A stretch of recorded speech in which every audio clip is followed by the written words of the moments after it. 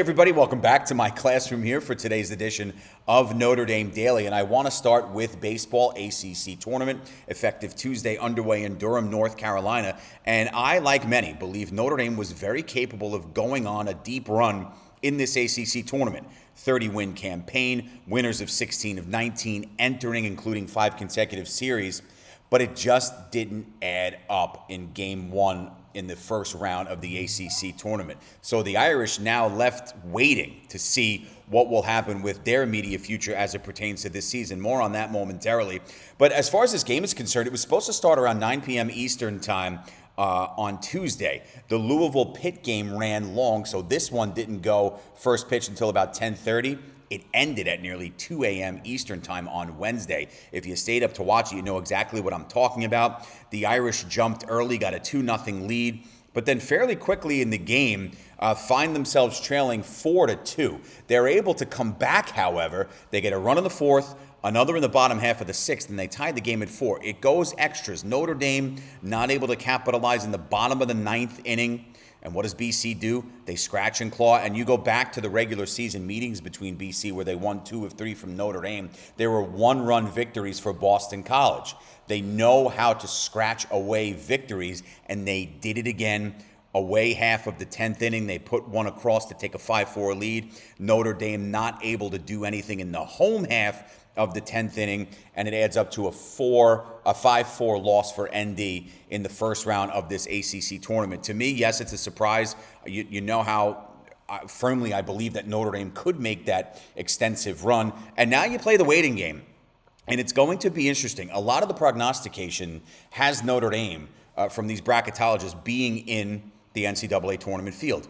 Many do not. It depends on where you go. I favor Division I baseball, D1baseball.com. But now you're in an uncomfortable spot with Notre Dame. Will the committee value a 30-win season, a strong finish, and an extra innings loss in conference play in a game you probably should have won and had opportunities to produce more runs? I don't know. I don't know that the optimism is anywhere near a comfortable level, but what we do know is that we'll find out one way or the other what's going to happen with the immediate future as it pertains to Notre Dame's postseason continuing in the NCAA tournament. Monday, May 26th, when the official field is released on Selection Monday. It's going to be interesting. It's going to be uncomfortable. Notre Dame obviously could have helped itself with a win in the first round of the ACC tournament. So their tournament, unfortunately, comes to an end with the loss to Boston College, who now plays Virginia. And we'll continue to track and see what the pulse is heading into Selection Monday. But it's certainly going to be interesting. The Irish are on the bubble, and they are as much on a bubble as any team in any sport could possibly be on. Switching from baseball to basketball, Pat Garrity, a legendary figure with Notre Dame athletics because of what he did as a member of the basketball team from 94 to 98, is returning. And he's taking on a very unique role as he's going to serve as the overseer, the general manager of not just the men's basketball program, but the women's program as well. Now, what's interesting here with Garrity is in addition to the GM roles for both programs, he's going to serve the men's program as its lead sports administrator. This is a guy who excelled in a 10-year career in the NBA, was the 1997 Big East Player of the Year, 4 seasons with the Irish in double figures, averaged over 23 points per game in his final season as well.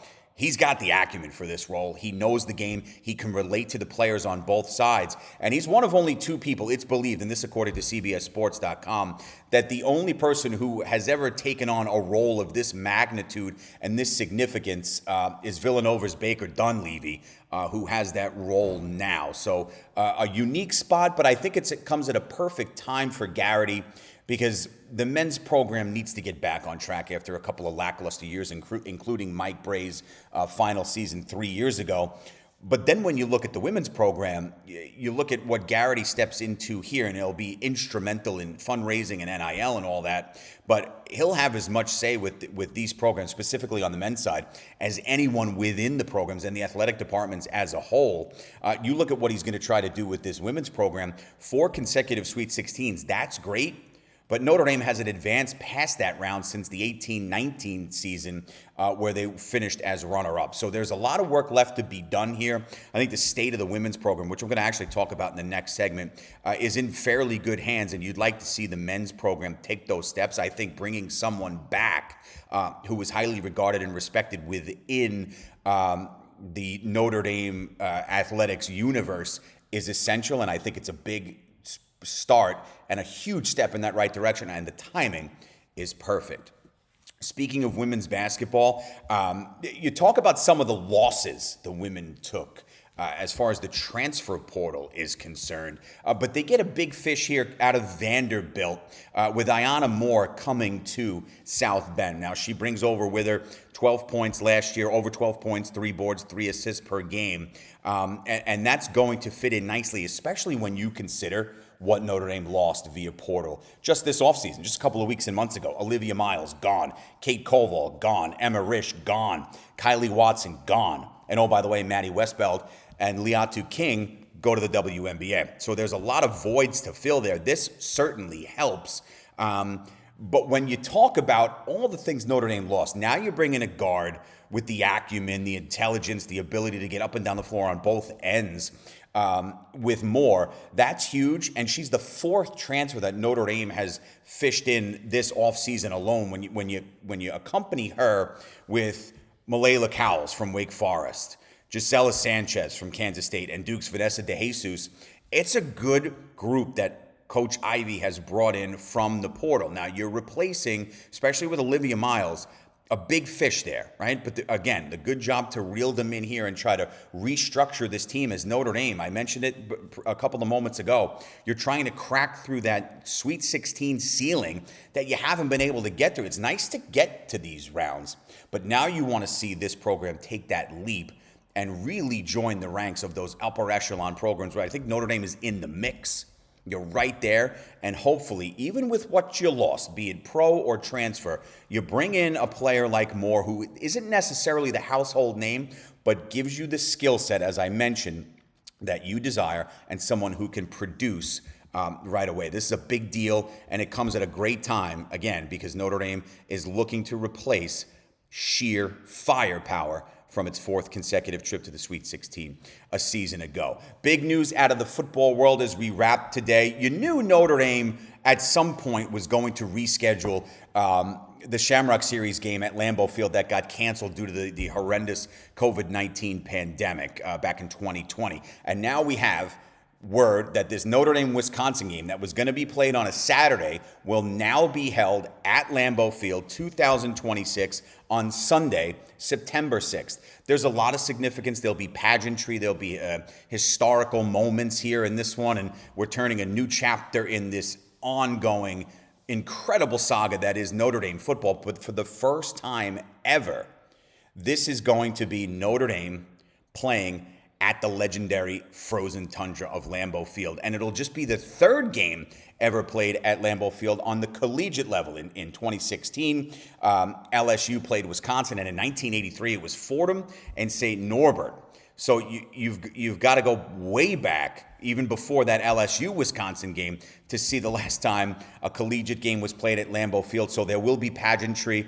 There will be intertwinings and storylines galore with this one. You talk about the Shamrock Series and what it means to Notre Dame overall, just on a football level, 12-0 in Shamrock games since they started. And that includes a drubbing, 41-13 of Wisconsin back in 2021. That game was played in Chicago's Soldier Field. So the Shamrock Series for 2026, not this season, the following, now slated for Sunday, September 6, 2026 at Lambeau Field, the home of the Green Bay Packers. We've got a lot more coming this week. We'll keep you updated as we go. Perhaps there is a change in the vibe at Notre Dame's outlook as an at-large team going into the NCAA tournament after a first-round exit in the ACC tournament. We'll see. Time will tell. We won't know the actual answer until Monday the 26th.